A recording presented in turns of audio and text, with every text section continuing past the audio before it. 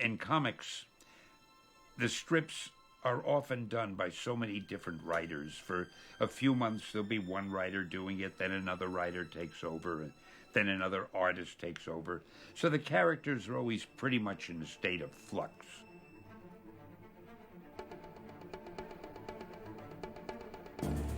I really got into comics sort of by accident. I applied for a job at this publishing company, and I found out they specialized in comics. And I figured, well, I'll stay here for a little while and get some experience, and then I'll get out into the real world. But before I knew it, I was writing some of the stories, and I started doing some of the editing and the art directing, and it was interesting. And I was working with artists who were tremendously talented, and I thought, gee, this is fun. So before I knew it, it was 50 years had gone by, and I'm still waiting to get out into the real world. I'm really not sure why people relate Spider-Man and me more than other characters I've done. I guess maybe because Spider-Man is so popular. He's probably the most popular character we have.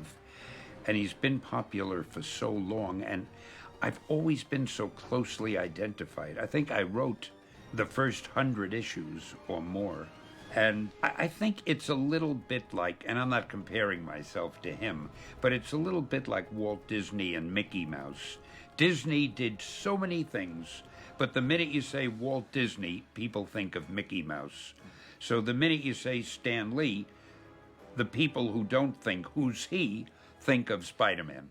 The problem I had with superheroes was that I thought they were at the end of their run in '65. I thought superheroes had done their thing, and they were, because Superman had died after 7 or 8 years in the 40s, and every time we tried to do superheroes in the 50s, it sort of flickered out. So I had no anticipation that superheroes would last. I just thought it was another assignment that I would do, and then something else I'd probably do westerns after that and science fiction after that. Never dreamed I'd be on superheroes for so long. I come from a type of artist that isn't satisfied with their own work, because I know what I want to see on paper, and what I settle for is substantially less. And you always think it's not as good as it could have been. And in fact, that's a good sign, healthy, because if you think you've gone as far as you can go, then you might as well hang it up. John Romita is the Norman Rockwell of Spider-Man. He's the guy that when we close our eyes and you go, think of Spider-Man, it's his Spider-Man. And he did such a terrific job of establishing that, and that was like around the mid-'60s. By the time I get on the book, it's the late '80s. I think everybody was sort of frozen by the beauty of his drawing, that nobody really updated it.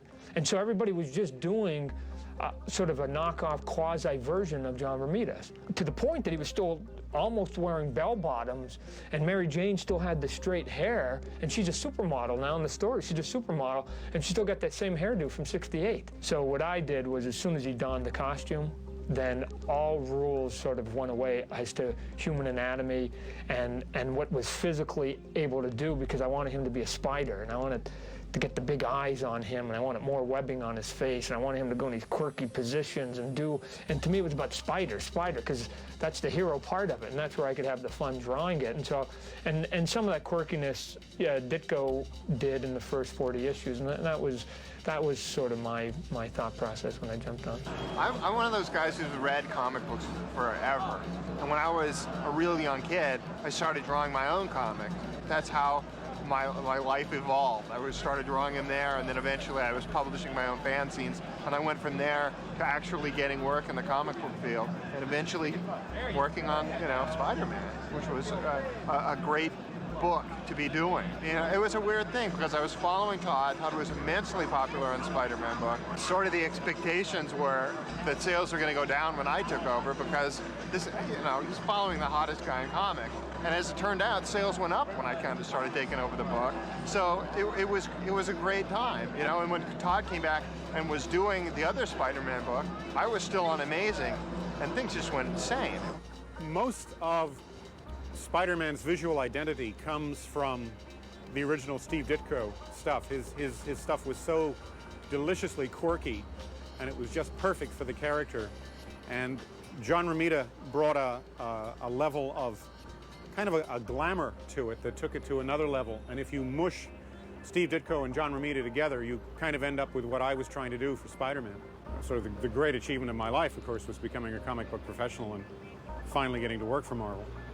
The challenge is to figure out how much you can keep as opposed to how much you can throw away.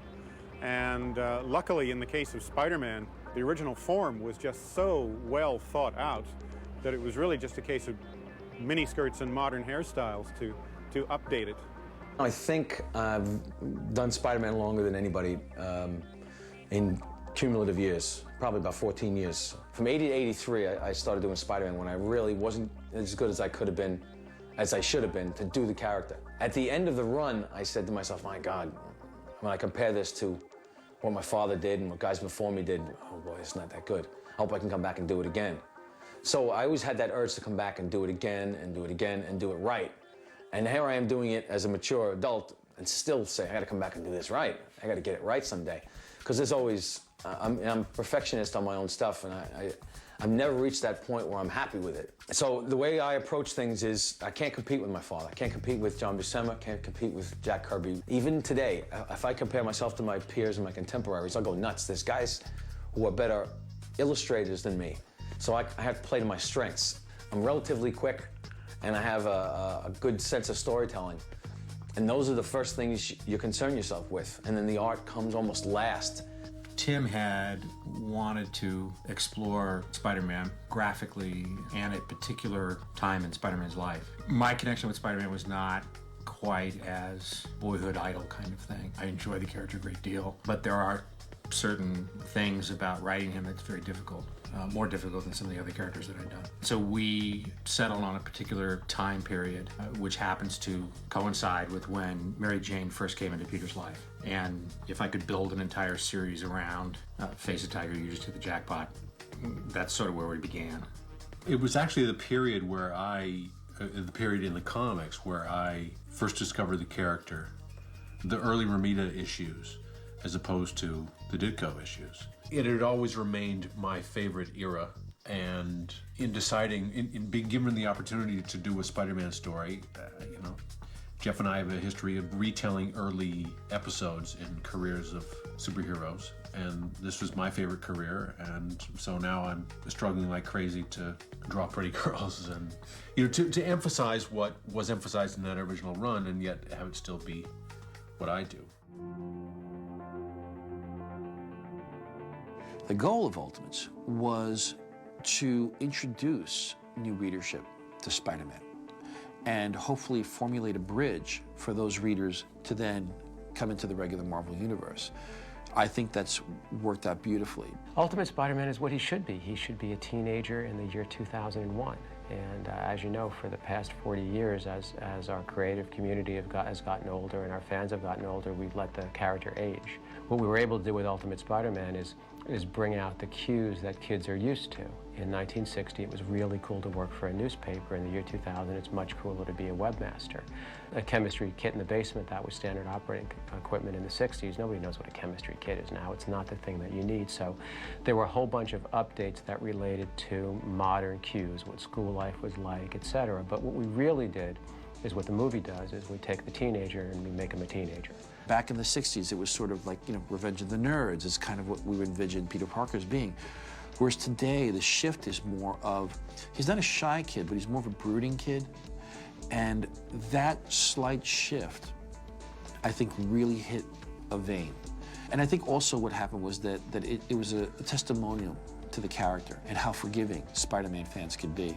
Because we thought that the character was dying on us. We thought we were losing him. And then we realized, you know what, the fans were just waiting for something good to come around. And the minute we gave them good Spider-Man, bam, there they were. Stan Lee calls me in. I was doing Daredevil. I had done about 3 or 4 issues of Daredevil. And Stan Lee called me in and asked me, what do I think about doing Spider-Man? And being an artist for hire, I said, sure, I'll help out. I thought I was doing it temporarily. So that was my strangest twist, was that I thought I was doing it temporarily, ended up doing it for 7 years in a row and intermittently for 25 years, 30 years. I didn't like him at first because he was beating up on Daredevil. I remember that vividly, that, wow, this guy's a bad guy. My father had explained to me he's kind of he's a good guy, but nobody really likes him. The cops are after him, and the newspapers don't like him. So I had this opinion of him, kind of an anti-hero. I didn't know what that meant at the time, but I knew what I felt about him. So when my father started drawing him, I always knew that he wasn't well-liked, and that was such a strange feeling to me. He's a superhero, but the cops don't like him. The cops are after him. And then when he takes his costume off, he's doted on by his aunt. And then he lives just not too far from us, because we lived in Queens at the time. He lives over in Forest Hills. No kidding. Wow, let's go past it. You know, father drove me past the area. It was a live guy to me. It was an actual person, because I was at the age where I was very easily affected by it. It was wonderful having an extra brother, and one who didn't make fun of me.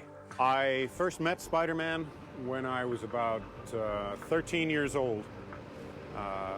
I missed his initial appearance in Amazing Fantasy, but I got the first issue, Amazing Spider-Man #1.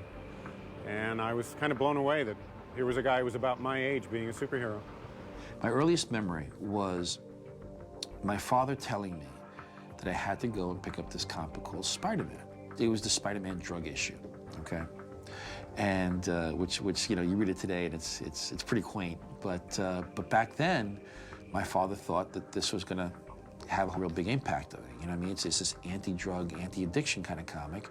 And yeah, well, guess what? It kept me away from drugs, but it started a whole new addiction, which was comic books. At first, it was just the costume. I thought the costume kicked ass. I mean, it just had this giant, you know, these two giant eyes that you couldn't see through the mask, and he was always kind of spider-like. He was always crouching or hanging upside down or crawling up a wall. He just kind of did different things than you would see guys like Superman or Batman doing. It'd probably be, you know, the cartoon show on TV.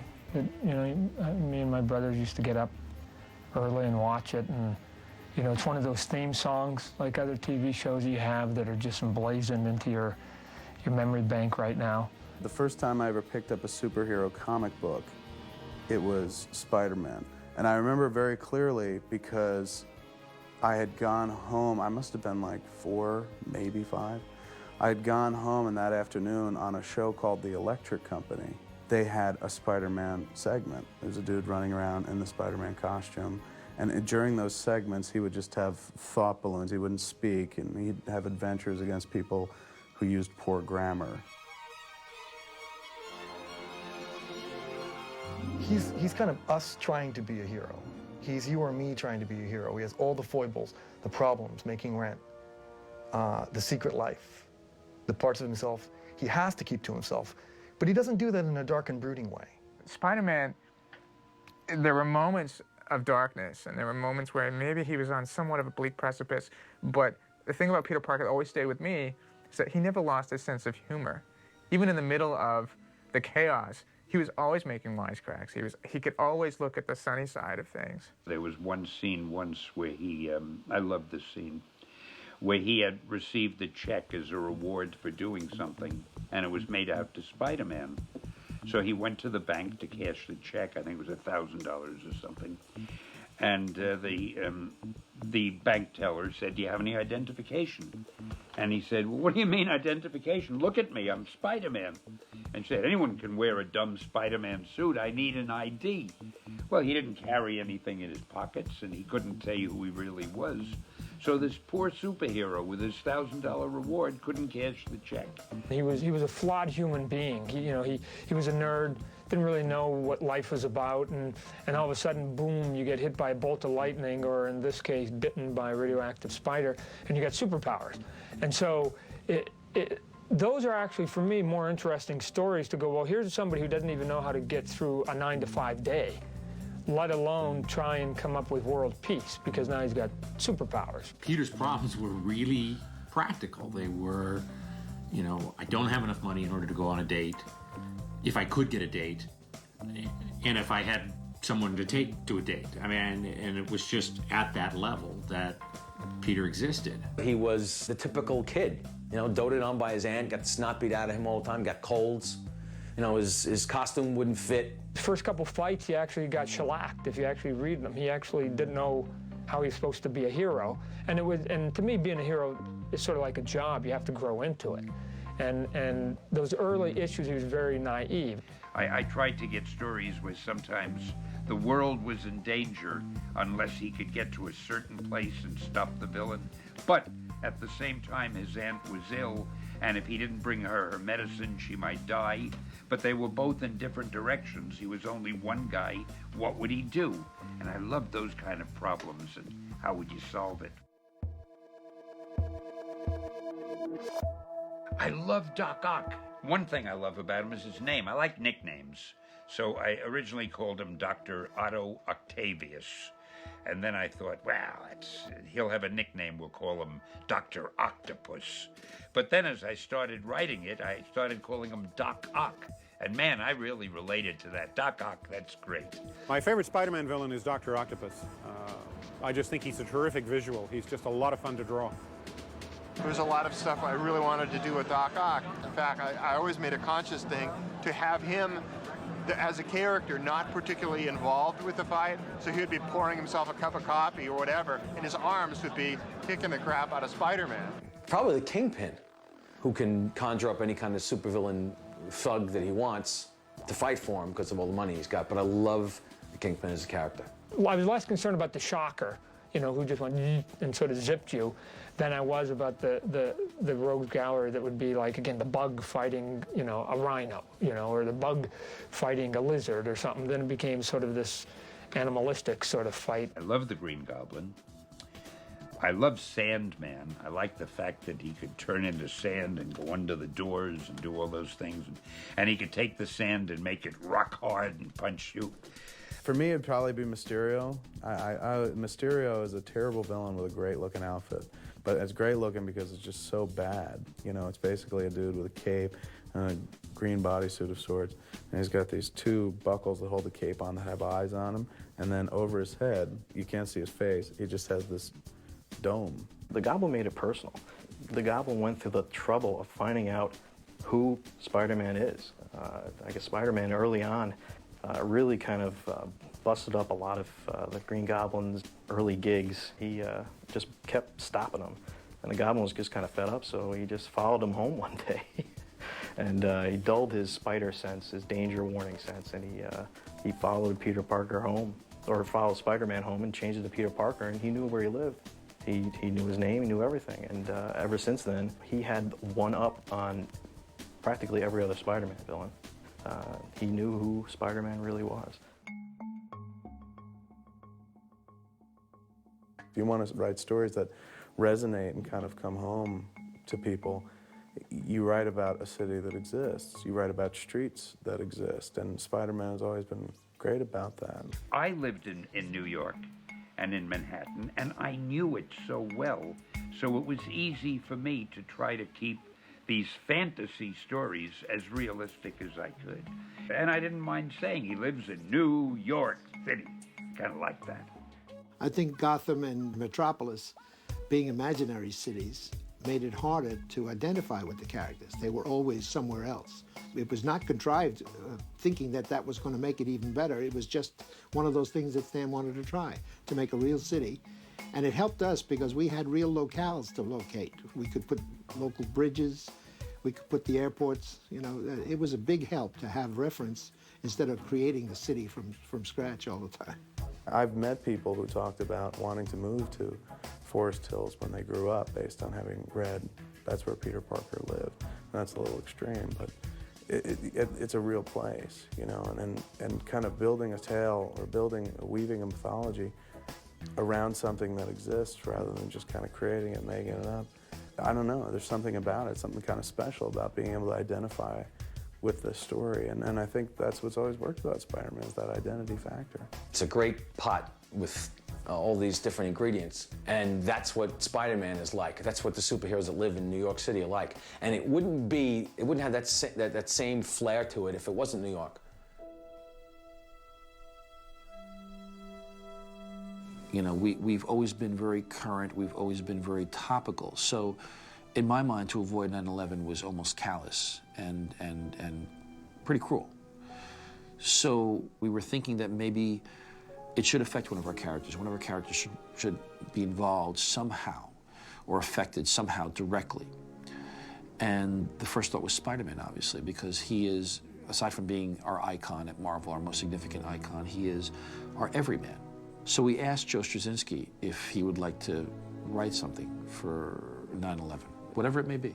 I gave him a real quick call and just said, you know, don't you think it would be odd if we didn't have something to say about this? JMS said, give me 24 hours to think about it. So went home, the next morning come in, best birthday ever. There's a full script sitting there. It was a knockout punch. I think it was at that moment that I realized that the creative team I had were really onto something special.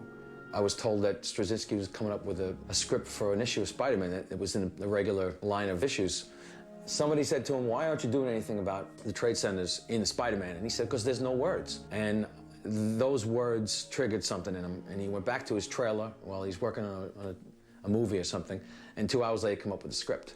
After I read it, I realized it was the right thing to do. It just absolutely broke me up. I cried like a baby. After crying for 4 days after the attacks, it was the same reaction. This is beautiful work, and this has got to be done. Getting all the reference and doing the book and illustrating it properly took more out of me than I suspected.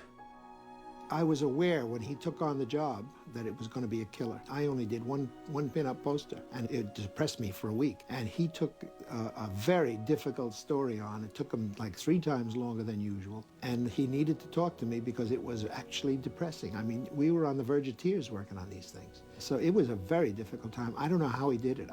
Not only to do it as well as he did it under those conditions where it was almost like breaking his heart doing it. It's amazing. It's an amazing thing to turn out a quality piece with all of the emotions that were going on in those pages.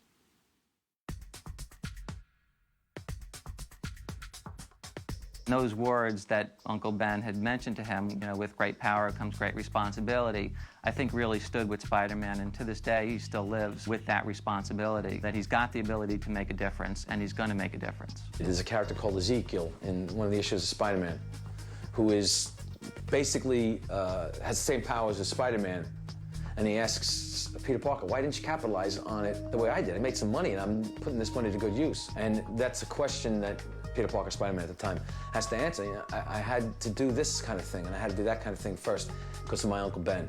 Well, the key phrase has always been, with great power comes great responsibility. And I think that sums it up. And I don't know where Stan got that, but it was almost in the original concept. In other words, when you get these gifts, if you don't use them properly, you've betrayed the gift you got.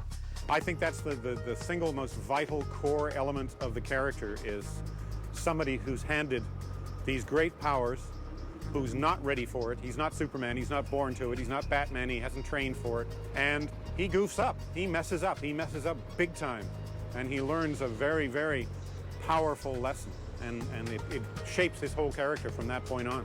I think the moral couldn't be summed up better than with great power must come great responsibility.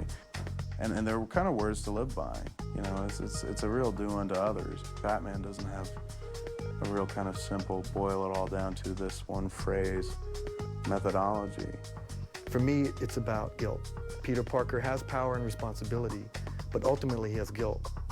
He'll never, ever quite make it. That freedom is elusive. Great power and great responsibility, they certainly resonate, and certainly responsibility grows out of this guilt that he has, but for me, it's the G word, guilt. I think it's just the same sort of everyday virtues that we've all been taught, you know, as we grow up.